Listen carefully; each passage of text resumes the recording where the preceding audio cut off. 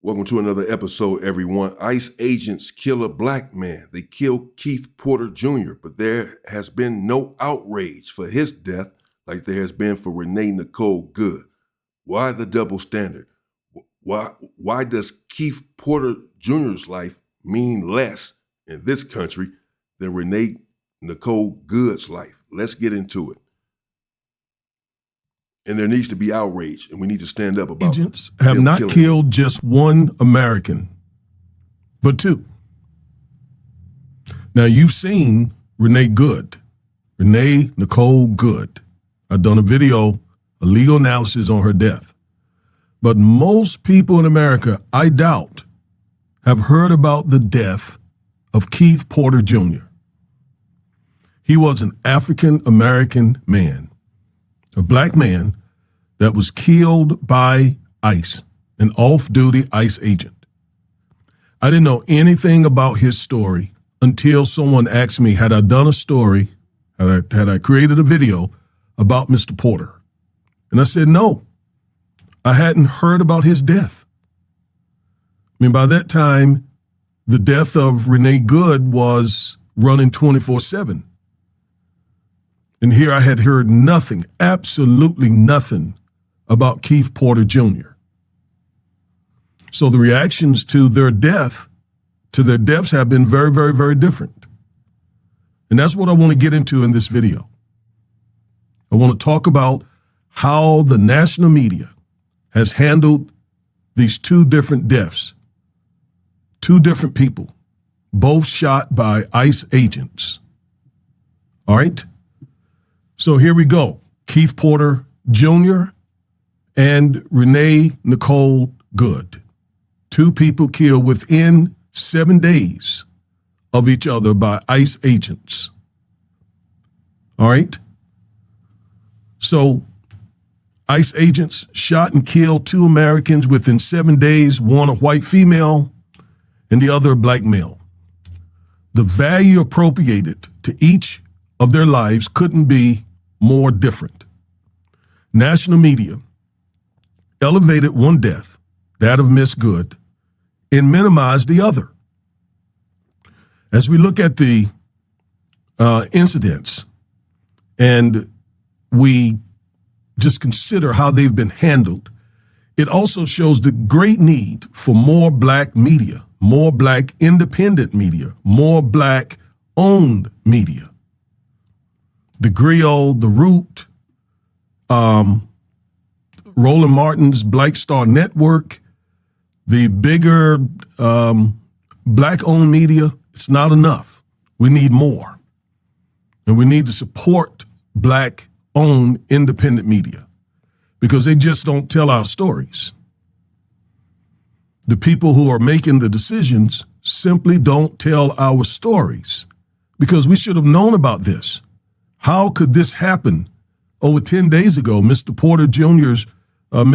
Keith Porter Jr.'s death, how could that happen and we not know about it? Why didn't it absolutely flood the media? And I'd be searching, I'd be looking for those kinds of stories to tell. And yet I had heard nothing about it. Not anything, just crickets. Now, as I look at this, some people are going to say, stop making this a race issue. My response is anyone who says that foolishness is dishonest and is just a fool. Why? Because white America has, from America's inception, made everything in America about race. So I'm not making it about race. Race is already in the fabric of the country. But this is what they do to try to silence you, to shut you up whenever you speak out about something, about any form of injustice. They're either going to accuse you of being a trouble starter, someone who stirs the pot, someone who's bringing race into the issue, even though everything is about race in this country, as the gentleman here just said, or you're just being a victim. But these accusations are all designed to silence you, to shut you up, to stop you from speaking out about these issues. No, it won't work. The question is, Where's the outrage for our brother, for Keith Porter Jr.? Why did the ICE agents kill him? Was it justified? And what needs to be done about it? That's why this channel is here, to bring us a voice and to hold these individuals, these venal, corrupt politicians, accountable. How can you conclude anything else? We're talking about a country that enslaved black people for 250 years and genocide other non-white people to take the land and Jim Crow and all the works. So these people running around saying America's not racist, there's so much evidence of America's systemic racism. Anyone who says that should be soundly and roundly condemned because they're being dishonest, they're being foolish. All right, so let's get into a little bit of the specifics. Both of these deaths are tragic. Truth of the matter is, neither one of their lives is more valuable than the other. They both were created in God's image. But that is not the way things operate here in America. On December 31, 2025, an off-duty ICE agent shot and killed Keith Porter Jr. in Northridge, Los Angeles, or Northridge, California. I'm not from that state, don't know much about it, but apparently Northridge, I believe, is in LA County, but it's not LA. It's one of the surrounding areas, if you will. That was December 31st. On January 7th, 2026, an ICE agent shot and killed Nicole Good in Minneapolis during a federal operation. All right, we've seen video after video after video after video about her death.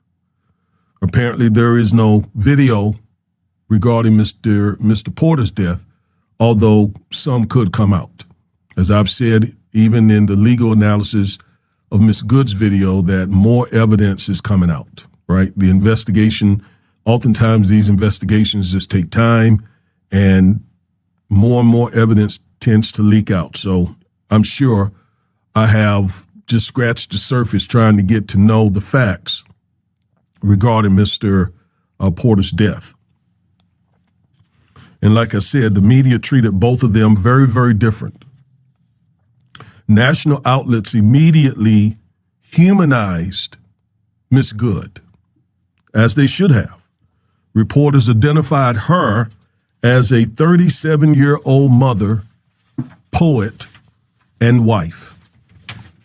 You see, they're talking up her humanity. Again, trying to humanize her. Journalists centered her spouse's voice in every coverage. Media framed her as compassionate, creative, and community-minded. So they were painting a very wholesome, very good picture of her. All right? And the ICE agent shot Miss Good while she was sitting in her vehicle. We all saw that. Multiple videos captured the incident and spread rapidly online.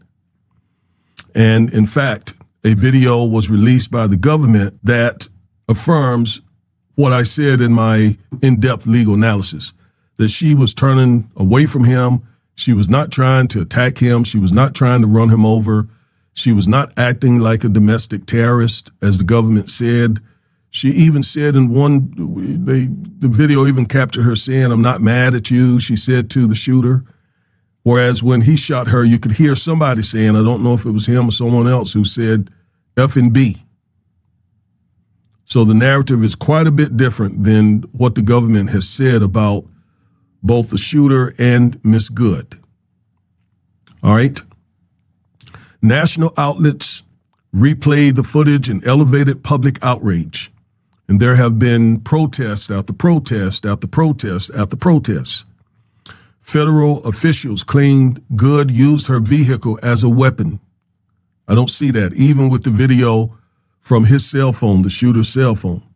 Minneapolis officials publicly rejected that narrative. The dispute fueled sustained national coverage and protests. Imagine being able to build anything just by thinking about it. Right. Meet Base 44, a complete AI creation platform. Why am I getting these Right, ads? so we've heard and seen so much about Miss Good's death, Mrs. Good's death. Now, let's contrast that. Well, we all know why they don't. Well, let's see what he says, what the media had to say about Keith Porter Jr.'s death.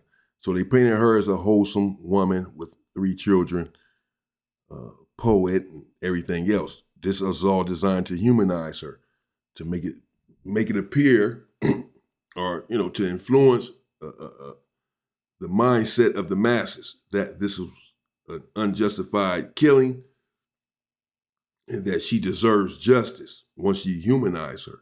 But if it's just an old thug, nobody that got killed, then it's okay. That there should be no outrage. But we don't know what this man is. We don't know. I don't know anything about this individual. And to assume that his life did not mean as much as hers is the problem with this country. With how media introduced Mr. Porter's death, local outlets identified Keith Porter Jr. as a 43-year-old father of 2. His family described him as caring, peaceful, and community-oriented. But the first article that I read about him said that he was an active shooter. Very different way than how the media reported Miss Good. Now, Mr. Porter grew up in Compton, reportedly. His nickname was Pooter. I want to share a little bit about him on a personal level since the media is not getting this information out. He loved fishing. He loved to fish. Here we have him having caught what looks like a red snapper, I think it is. Okay, he loved to fish. He was a huge 49er fan, huge San Francisco 49er fan. He was also a proud girl dad with 2 daughters, one age 10 and the other one 20. So he was a proud girl dad. He leaves 2 grieving daughters behind. All right. Now, his personal story was largely overlooked by the national media. His humanity appeared only late. All right. And that was because the family was pushing the personal, humanized side of Mr. Porter rather than this active shooter, right? This boogeyman, the scary black man who deserved to be killed, whereas Miss Good was unjustly killed. All right? And that's the very reason why we needed an organization like Black Lives Matter and still need someone affirming that black lives matter. All right? All right, so this active shooter label that they attached to him, they repeated that in early reporting. And what the family says is that Mr. Porter was actually shooting in the air in celebration of the new year. And that is completely believable because I know here in the DFW area, there is a lot of shooting in the air around the 4th of July, as well as when the new year come in. You can tell the difference between fireworks this has been going on and forever. gunshots. This is age-old shooting in the air at New Year's, carrying guns, holding guns, though you have to be careful, obviously, particularly with the police out here. And these days with the climate, the political climate being what it is here in the country, you have to be careful out there carrying weapons, whether you're shooting in the air and you're doing it for fun or whatever, because it can escalate into something else, as apparently it did here with Keith Porter. But let's see what transpired, why they took this young man's life. All right, so that definitely is a believable thing that he was not shooting at anyone. He was not trying to harm anyone, not trying to kill anyone, but shooting in the air. All right. So basically the media moved on just based on this thing of being an active shooter. Like his life didn't matter because he was labeled an active shooter pretty early in the thing. Whereas Miss Good was framed as an innocent victim. Okay? Whereas Mr. Porter was framed as a threat. All right. And Mrs. Good had the benefit of, again, the national media picking up her story and pushing it. And that wasn't happening and has not happened by chance. That happens because there are people, whites principally, in these media news rooms and the editors and so on, who are telling the folks in front of the camera what to say, oftentimes writing what they should say. So they push these narratives. It's good for business. It's good for the algorithms. All right? So the national media pretty much amplified the good regarding Miss Good's death. And as a result, people did what? They hit the streets. They protest. And it has become a national outrage. Meanwhile, crickets for Mr. Porter. Crickets. Crickets. And then there's another part to Mr. Porter's death. So let's suppose he was out shooting in the air. All right? In celebration of the new year coming in. So essentially what that means is he was a gun owner. He was exercising his Second Amendment rights to own a gun. But the problem is he's a black man with a gun. And I can't run with this thing about him shooting in the air because that has not been confirmed. And even if it were, he didn't deserve to die for it. Sort of like George Floyd. George Floyd was accused of trying to pass a fake $20 bill. That allegation was never proven.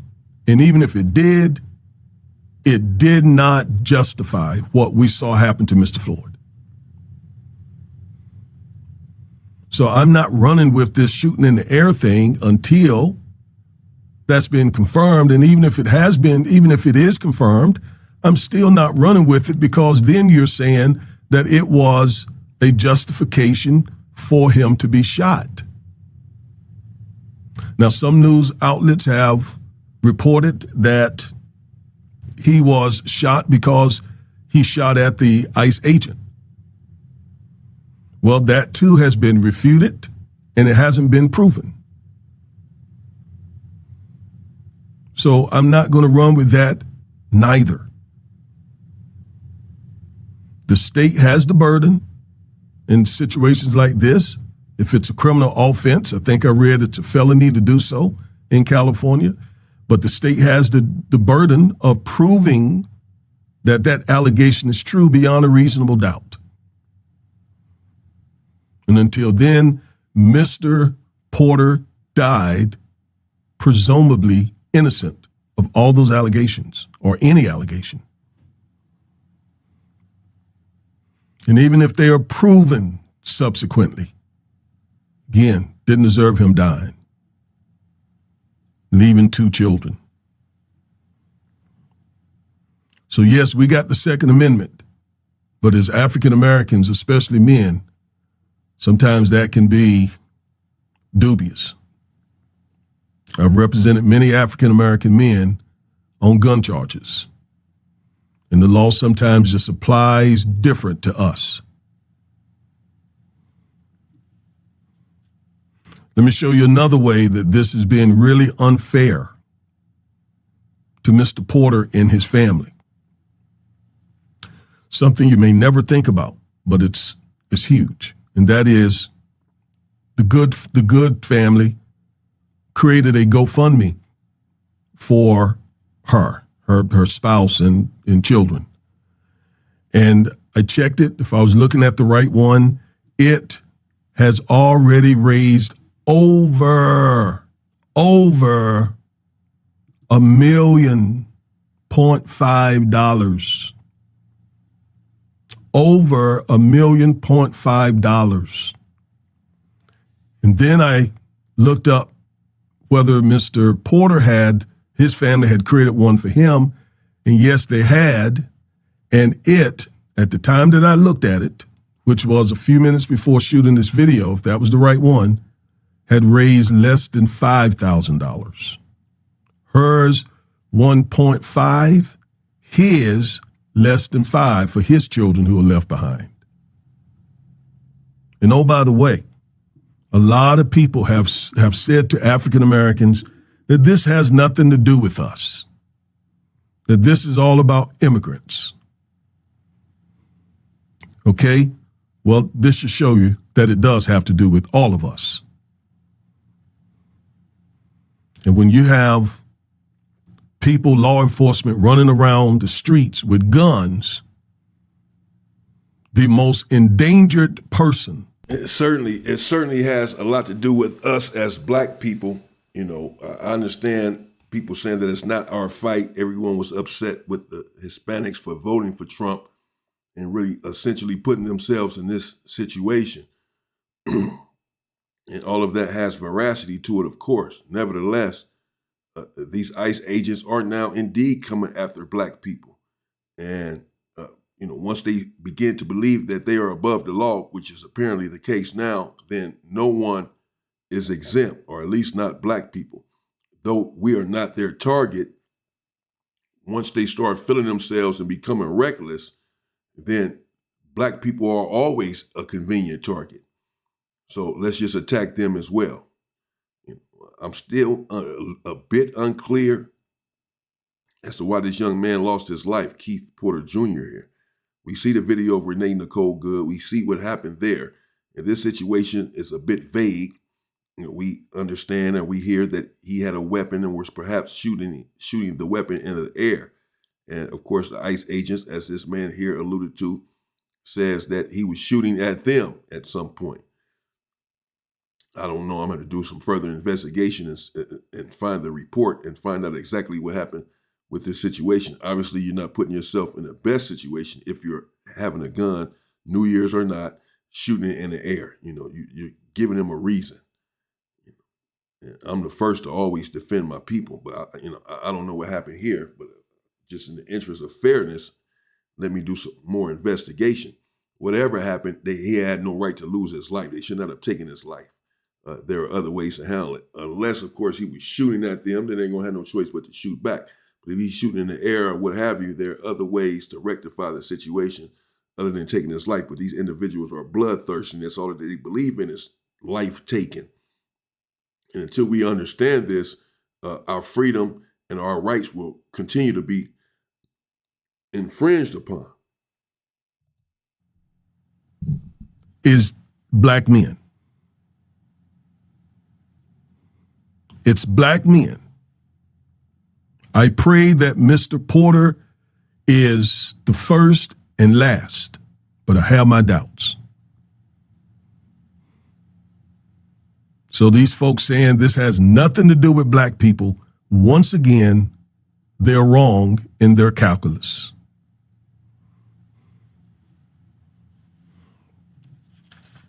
Now, let me just show you that academic research shows that media prioritizes white victims over black victims. Let me say it again. Academic research shows that... Well, we don't even need academic research. We know this. The media apparatus constantly pushes out a narrative that only their white lives matter and black lives do not. Many black women, young girls go missing daily or murdered daily, and we never hear about them. We only hear about Elizabeth Smart and these sort of individuals who are kidnapped. This is part of white supremacy.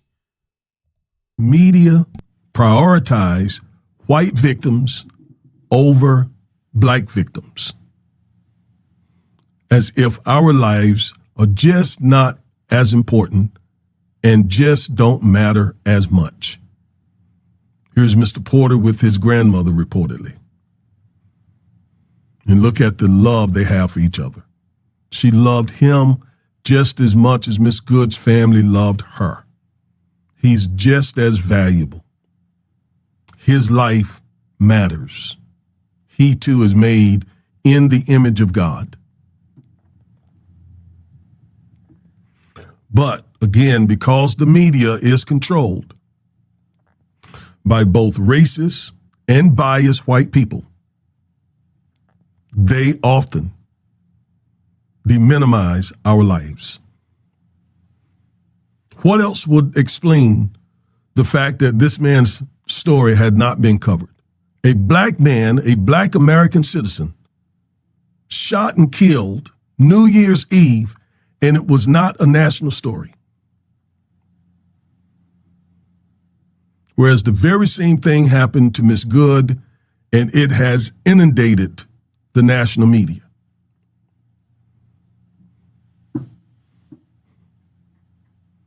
News outlets, as we saw from this story, they personalize white victims more often. They humanize them. Whereas with black men, they criminalize them. And all the media bias against black men comes into play. Right? We see it all the time. Black victims receive fewer follow-up stories. Black missing persons. It is very difficult to get the news media to cover the countless number of black people who are missing. But when it is a white missing person, they don't care. They don't care. It becomes front line. Yes, they headline, don't care. They don't care. Lead story. You have to not understand. When it's us. Black people understand. And again, it just highlights the need for black-owned, independent media to tell it. It does highlight the need for that. At the end of the day, though, we have to understand that they just don't care. Until you internalize, absorb, and digest that, we will be going in circles having this same problem. Trying to understand how can these people do this sort of stuff and not care, not have any conscience or any remorse about it. You have to understand who you're dealing with. Sick, deranged individuals, diabolical people without a conscience. It's hard for you to internalize that because you have one. You have a conscience. So it's hard for you to understand how people can treat other human beings this way because you never would. I get it. But you're not dealing with regular human beings. You're dealing with sick people. Our stories and our voice in a way that does not criminalize us.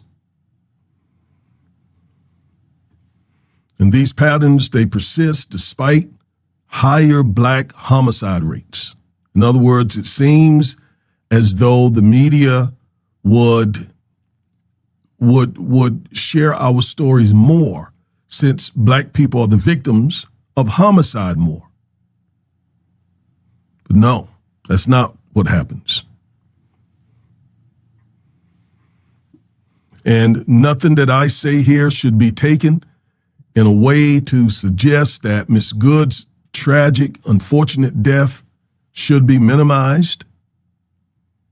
No, I think her death is, I did almost an hour video legally analyzing her death. And I too am, like other people, outraged as we see her do everything she could to avoid hitting the ICE agent.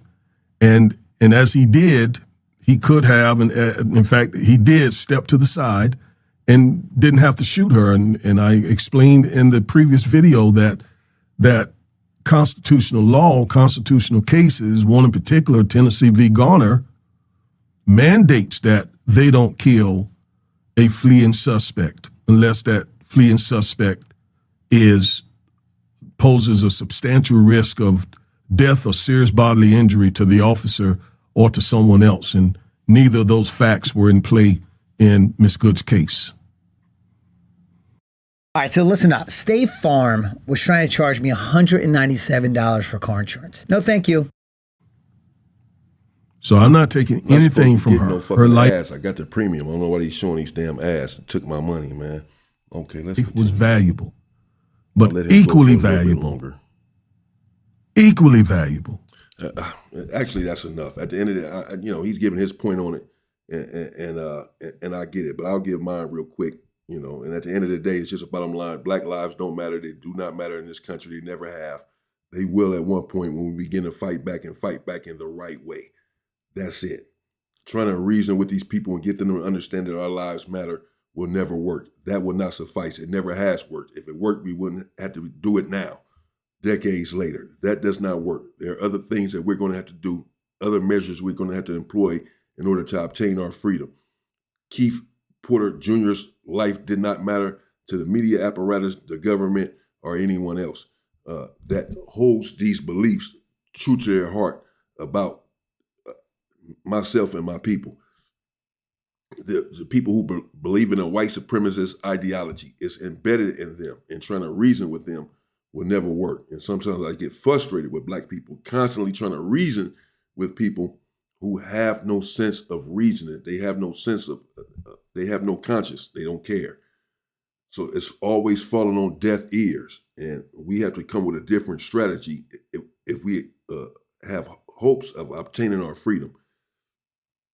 That's not going to do it. But say his name, Keith Porter Jr. Let's keep his name in the media and find out what happened to our brother. Why did they unalive this man? Certainly we heard, I did a story on Renee Nicole Good because it's every damn where. But yeah, Keith Porter's story is not everywhere. And it's our job to put it out there and have these individuals held accountable if they were wrong, if what they did was unjustifiable. I don't know that for a fact. You know, at this juncture, if I'm just being honest, I don't know what happened there. It seems a little suspicious, him having a gun and then shooting in the air. I mean, you know, but certainly his life could have been saved. Had that been their aspiration, their objective to save his life, they could have and they would have. They didn't care. They were okay with taking his life. Whether it was justified or not, they didn't have to take his life. That's the whole point. And we're sick of having our lives taken from us for no reason. And here on Politics Left and Right, we're here to call it out, but not just talk about it. It's not just rhetoric. You know, we are willing and prepared to take to the streets and to take the country back, take our freedom back, take our rights back by any means necessary. So there it is, Keith Porter Jr., brutally unalived by ICE agents, December 31st, allegedly. He had a gun and was shooting in the air, and so they took him out. And there's been yet an outrage or an outcry or any outrage about his situation. All we hear about is Renee Nicole Good because in this country, her life is the only one that has meaning, but not in my mind. Stay safe, stay free, and power to the people.